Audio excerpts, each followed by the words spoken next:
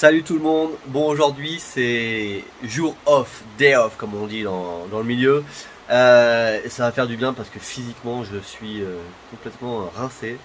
Donc aujourd'hui il va se passer quand même des choses puisqu'on va rendre visite à l'association À Chacun Son Everest. Donc ça va être chouette. Et puis après voilà, on va se balader tranquille dans le village avec Optimus. Et puis on va profiter avant de reprendre la route en vélo demain, je pense, direction Megève. Voilà, donc on va encore bien souffrir à partir de demain.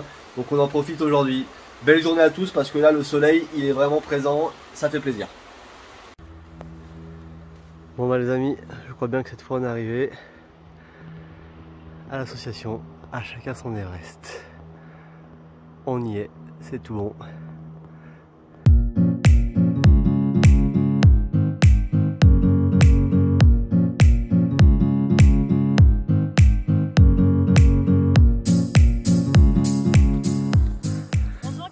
Bonjour. Ah bah vous m'avez reconnu, c'est bon? Oui, c'est bon, vous effectivement. avec impatience, c'est gentil. Et Gary Optimus, voilà, on vous apporte en main propre les dons qu'on a réussi à récolter, Optimus et moi, pour l'association. Merci à vous et chapeau pour l'itinéraire pas facile. Donc bravo et on est ravis de vous accueillir. Merci beaucoup. Après tant d'efforts, me voilà enfin arrivé dans cette association que je souhaite soutenir, car elle accompagne les enfants atteints de cancer ou de leucémie et les femmes en rémission d'un cancer du sein, en les aidant à affronter la phase délicate de l'après-cancer, afin qu'ils puissent retrouver confiance, joie de vivre et l'espoir d'un nouvel élan de vie. Nous sommes en plein mois de janvier et l'accueil de ces femmes et de ces enfants ne commencera qu'à l'arrivée des beaux jours. C'est donc en la présence de Léa, qui sera ma guide pour la journée, que je vais pouvoir visiter cette grande demeure et comprendre l'organisation et le fonctionnement de cette association fondée en 1994 par Christine Janin, une femme médecin et alpiniste qui est d'ailleurs la première femme française à avoir atteint le sommet de l'Everest. C'est vraiment une pièce bienveillante dans le sens où c'est là qu'il va y avoir beaucoup d'échanges. Les enfants aussi, ils ont un groupe de parole, mais qui est plus léger, on va dire. C'est pas une oncopsie qui vient, c'est vraiment le médecin ou l'infirmier de la semaine qui va, de façon un peu plus ludique, aborder les thèmes de la maladie. Donc là, ils vont un peu le formaliser, comme ils le souhaitent. On n'oblige personne à discuter forcément de la maladie. Il y en a, ils vont juste écouter, et d'autres, ils vont vraiment vouloir poser des mots. Donc ça dépend vraiment de chaque enfant.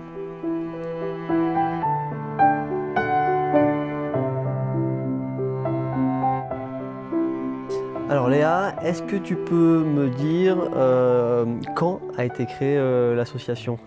Oui, alors l'association a été créée en 1994 par Christine Janin, qui est la première française à avoir gravi l'Everest.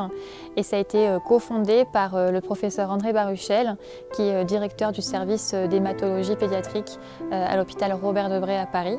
Et donc ensemble, ils ont créé l'association en 1994 et depuis, on a accueilli plus de 4600 enfants et 1400 femmes.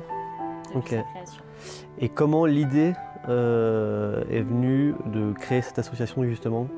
Ça vient de Christine. En fait, Christine, elle a gravi l'Everest et suite à ça, elle a enchaîné avec d'autres performances. Elle a fait les 7 Summits, donc les 7 plus hauts sommets du monde.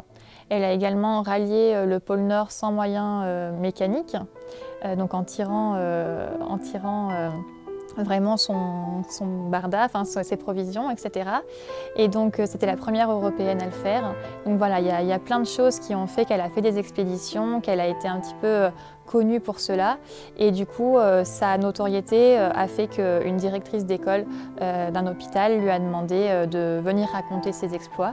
Donc cette dame, c'est Madame Voisin, Hélène Voisin. Et du coup, Christine est allée rencontrer des enfants. Et de là, elle a fait ce parallèle symbolique entre l'ascension d'un sommet et le combat contre la maladie. Et ce parallèle a également parlé aux enfants puisque ils ont vraiment vu les similitudes.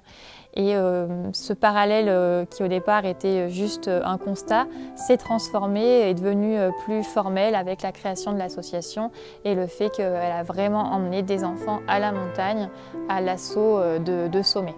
Donc c'est Nous, on considère qu'en fait, les enfants et les femmes, durant leur semaine, ils gravissent leur Everest à eux, donc tout est relatif, mais pour eux, c'est déjà un Everest, puisque chacun se fixe ses objectifs un peu en fonction de soi. Donc voilà, nous, on estime que voilà, chaque participant a gravi son Everest.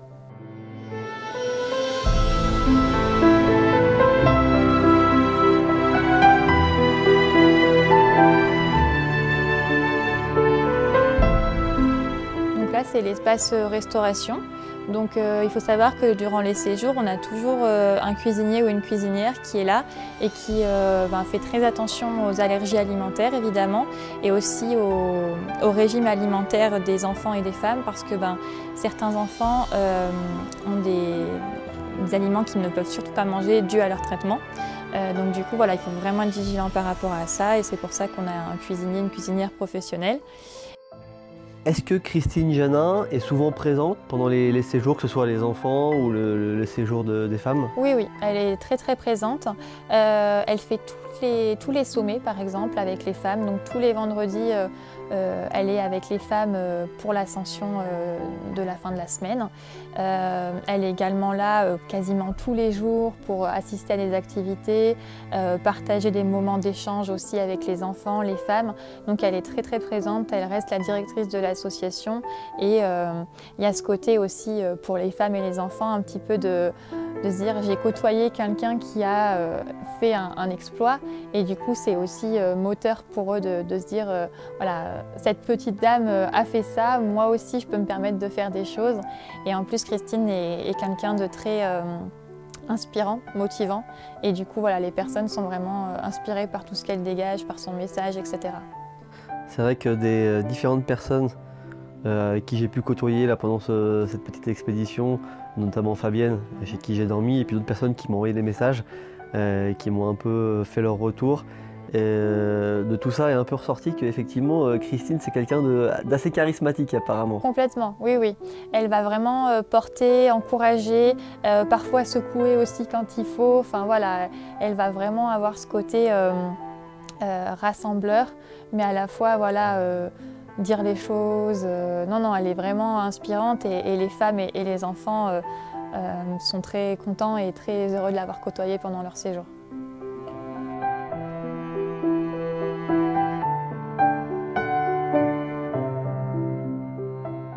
Donc on va avoir 3 étages dans la maison. Là, au premier étage, on a l'espace bien-être. Donc l'espace bien-être, ça permet en fait de proposer plein de soins de support, à la fois pour les femmes et les enfants. Donc là, cette première pièce, c'est plus une pièce qu'on appelle la tisanière. C'est pour voilà, se poser un peu le soir, continuer les échanges, le dialogue. Mais aussi, c'est utilisé pour des petits ateliers en petits groupes. Donc ça peut être sophrologie, ça peut être des petits ateliers plutôt d'entretien individuel avec une psy. Voilà, c'est plus le côté un peu cocooning rassurant pour vraiment se livrer. Combien d'enfants est-ce que vous accueillez par an? Alors pour les enfants maintenant, quand on a créé l'association, c'était des séjours qui étaient organisés à chaque vacances scolaires. Maintenant on a tout condensé, donc c'est vraiment que l'été, donc sur juillet et août, et on va avoir 6 semaines de stage, et donc chaque stage on a à peu près entre 15 et 17 enfants. Okay. Donc là, par exemple, en 2021, on a accueilli 84 enfants et adolescents. On avait un peu réduit les jauges compte tenu du contexte sanitaire, on avait réduit à 15. Mais habituellement, on a un peu moins d'une centaine d'enfants par été. Et les femmes, on est sur 12 femmes par séjour. Donc on a à peu près entre 20 et 25 séjours de femmes par an. Okay. L'année 2021 a encore été perturbée, on n'a pu faire que 10 séjours, donc on en a accueilli 120 femmes en 2021. Mais voilà, on va dire que le nombre habituel, c'est plutôt entre 220 et 250. C'est une salle de yoga, une salle de bol tibétain. On fait plein d'activités, donc vraiment dans le côté relaxation. On fait les méditations. On fait les bains sonores, donc voilà, c'est plein de petites activités pour se recentrer sur soi.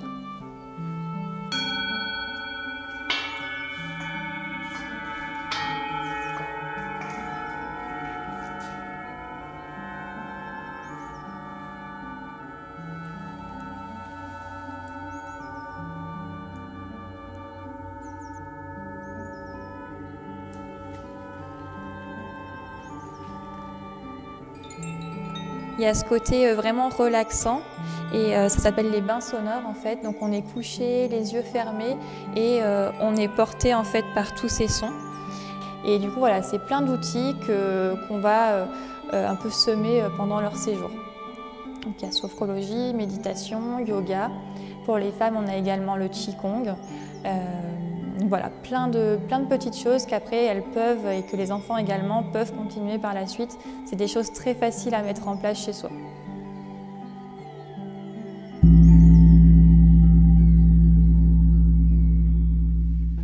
Donc les enfants et les femmes, c'est eux qui font la démarche de vous contacter ou c'est l'inverse?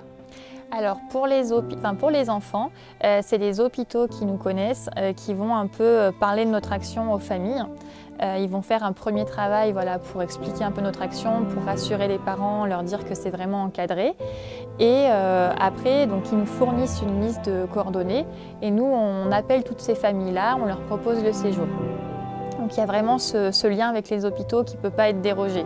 Si des familles nous contactent directement, dans tous les cas, on leur demandera les coordonnées de leur médecin, de leur oncologue, pour pouvoir avoir son aval, car sans ces documents médicaux, on ne pourra pas accueillir l'enfant. Pour les femmes, c'est un peu différent. Maintenant, il y a beaucoup de bouche à oreille. Donc, ça va beaucoup être des dames qui vont nous contacter directement via le site internet. Parfois, on a aussi des oncologues qui nous envoient directement leurs patientes quand ils estiment que voilà, il y a vraiment un besoin de faire le séjour. Là encore, dans tous les cas, il nous faut certains documents médicaux, notamment par exemple un certificat médical pour la pratique de l'escalade, de la randonnée, etc. Et il y a quelques critères également à cocher. Donc dans tous les cas, il nous faut certains critères médicaux qui impliquent un peu le médecin. Mais les femmes peuvent nous contacter directement quand même. Ok. Donc on a la chance d'avoir une salle d'escalade à l'association. Et ça permet vraiment d'adapter un peu notre programme de la semaine par rapport à la météo, de l'avoir ici sur place. Et aussi, voilà, c'est un formidable outil l'escalade. Les femmes, souvent, elles sont un peu impressionnées, elles ont peur, elles se disent « mais attendez, j'en ai jamais fait de ma vie et là, vous voulez que j'en fasse aujourd'hui, vous êtes fous ». Mais en fait, c'est tellement, encore une fois, du lâcher-prise, se concentrer sur ce qu'on fait et penser à rien d'autre, qu'au final, quand elles arrivent là-haut, elles sont les plus contentes du monde. Et les enfants, c'est pareil, donc c'est vraiment un super bel outil. Là encore, c'est encadré par 2 guides, cette activité. Et puis, il faut savoir que la salle, elle est adaptée aussi à notre utilisation. On a certaines voies qui ont plus de prise pour les pieds que pour les mains. Ça, c'est pour les femmes notamment, parce que du coup, elles n'ont pas à tirer sur leurs bras. Parce qu'en fait, souvent, suite à l'opération, elles ont des séquelles. Et du coup, en quelques mots, en quoi se résume, on va dire, le programme d'une journée ou d'un séjour type chez les enfants et puis chez les femmes? Alors le programme, il est assez similaire finalement, puisqu'on s'est inspiré du programme qui avait été fait pour les enfants pour l'appliquer avec quelques modifications aux femmes. Donc le programme, ça va être de la randonnée. Il y en aura 3 dans la semaine de façon progressive. Il y a également de l'escalade. Pour les enfants, on a de l'acrobranche, de la cani-randonnée également, pour le côté ludique et le côté animaux. On a également beaucoup d'échanges qui soient à la fois formels, on va dire caractérisés par un groupe de parole, mais aussi informels, puisque finalement, enfants comme femmes vont sans cesse échanger, puisque c'est la première fois qu'ils se retrouvent vraiment entre personnes qui ont vécu la même chose. Et on va également ponctuer un peu le programme d'ateliers. Et là, ça va vraiment dépendre un peu des intervenants de la semaine. Mais on va avoir beaucoup de soins de support avec méditation, sophrologie, les bols tibétains. Donc voilà, pas mal de petits outils plus dans le bien-être. Ok. Donc on va dire que l'idée globale de l'association, c'est vraiment de redonner confiance, que ce soit aux enfants ou aux femmes, leur redonner un peu goût à l'avenir et puis leur permettre de se projeter peut-être un peu plus facilement en se disant j'ai déjà réussi à gagner un combat, le suivant il est aussi pour moi quoi. Complètement. En fait, l'idée, c'est vraiment de se dire certes, j'ai eu une maladie, mais c'est pas ce qui va me caractériser. En fait, il faut que j'en fasse une force, c'est pas une faiblesse. Et de cette maladie, en fait, voilà, je vais puiser dedans pour me dépasser, pour retrouver un élan. On insiste aussi beaucoup sur le côté élan de vie. Et voilà, le fait de retrouver confiance en soi et en ses capacités physiques, c'est hyper important. Pour les enfants, il y a ce côté aussi, j'ai été malade et les autres continuent de me voir comme un enfant malade alors que je ne le suis plus. Que ce soit les parents ou à l'école. On a beaucoup d'enfants qui nous disent finalement j'ai été malade il y a au moins 2 ans, mais je continue d'avoir un peu de harcèlement, d'avoir des remarques, etc. C'est quelque chose qui perdure alors que physiquement, leurs cheveux ont repoussé, il n'y a plus de signes, on va dire, de la maladie. Mais il y a encore cette image qui perdure et qui du coup forcément a des conséquences sur eux, leurs ressentis, leurs émotions, etc. On a de très beaux témoignages. On a notamment une maman qui nous a dit cet été qu'elle avait retrouvé l'enfant d'avant la maladie. Okay. Et ça a été hyper fort. Enfin, nous, on a tous été très émus parce que le témoignage disait bien que malgré des semaines d'essai, l'enfant, il n'avait pas réussi à passer outre son statut d'enfant malade. Il était un peu renfermé, justement, cette perte de confiance en lui avait vraiment des conséquences dans son quotidien. Et là, il était revenu vraiment reboosté, des étoiles dans les yeux et beaucoup plus confiant.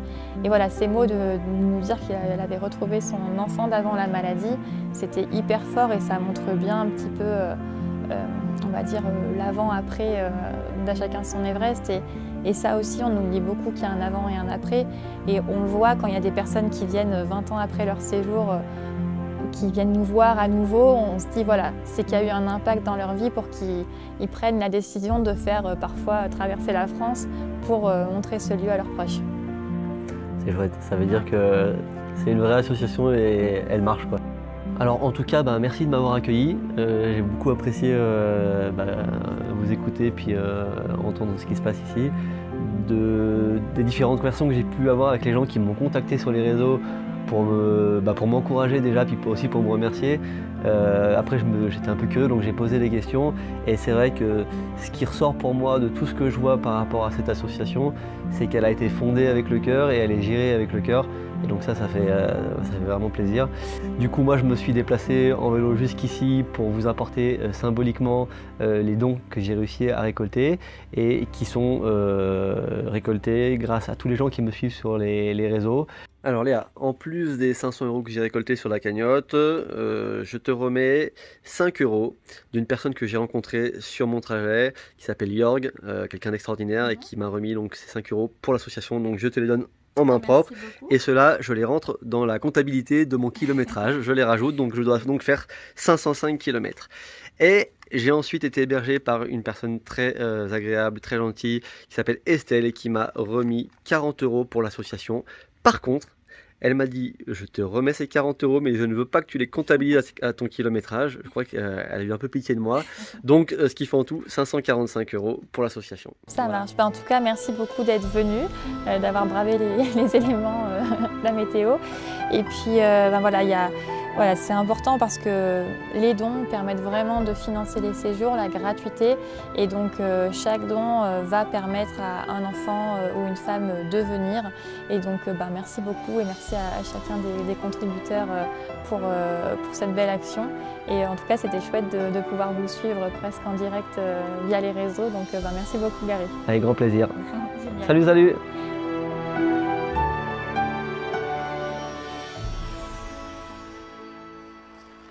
Ça y est, je ressors de l'association. Eh bien, c'était vraiment un chouette moment avec Léa qui m'a fait donc visiter le chalet qui se trouve derrière moi, qui est le chalet où sont accueillis les enfants et les femmes durant leur séjour. Voilà, ils ont vraiment un cadre qui est extraordinaire puisqu'ils sont juste devant le Mont Blanc. Toutes leurs activités, tout ce qui est proposé dans cette asso, c'est vraiment chouette. Et voilà, je les remercie de m'avoir accueilli, d'avoir pris le temps de me faire visiter et de m'expliquer tout ça beaucoup plus en détail. Après cette rencontre avec Léa et cette visite guidée riche d'enseignements, c'est avec un sentiment d'accomplissement que je quitte le chalet d'À chacun son Everest. En me promenant dans Chamonix, je ressens que je suis tout simplement heureux d'avoir pu découvrir cette association qui apporte tellement aux enfants et aux femmes. Je suis tout simplement heureux d'avoir pu apporter ma contribution, si modeste soit-elle, pour une cause qui me touche profondément. Je suis tout simplement heureux que vous ayez contribué, vous aussi, à la réussite de cette expédition, car c'est bien grâce à vous que nous avons pu faire ce don à l'association. En ce qui me concerne, je n'ai été qu'un simple messager à vélo qui a seulement fait don d'une motivation sans faille. Je suis tout simplement heureux de constater qu'il y a encore dans ce monde de nombreuses personnes qui dédient leur vie aux autres avec bienveillance et amour.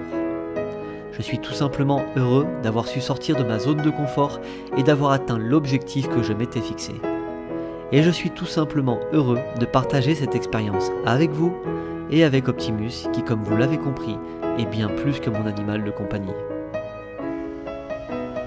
Alors, je repartais de l'association, j'étais en train de faire quelques vidéos du paysage et j'ai ce monsieur très sympathique qui commence à parler avec moi et donc on papote et pareil, eh bien, il voudrait faire un petit don à l'association et je lui ai dit bah volontiers, avec grand plaisir. Ok, thank you. Donc c'est 2 € et donc 2 km de plus à parcourir. 2 km. Merci beaucoup, merci, c'est très gentil à toi. Salut Léa. Salut Gary. Bon, j'ai oublié les lunettes, mais je pense que c'était un signe. Tu sais pourquoi? Parce que hier j'ai rencontré quelqu'un qui m'a donné 2 € pour l'association. Et franchement, si j'étais pas venu, j'aurais culpabilisé. Du coup, je te les donne, c'est pas grand chose, mais il les a donnés pour ça. Et je récupère mes lunettes au passage. Super. Et puis je te souhaite une bonne journée. Et puis encore merci pour hier pour l'accueil. Bah merci et bon courage à toi aujourd'hui pour rejoindre Megève. Merci beaucoup. Ciao, ciao. Bye.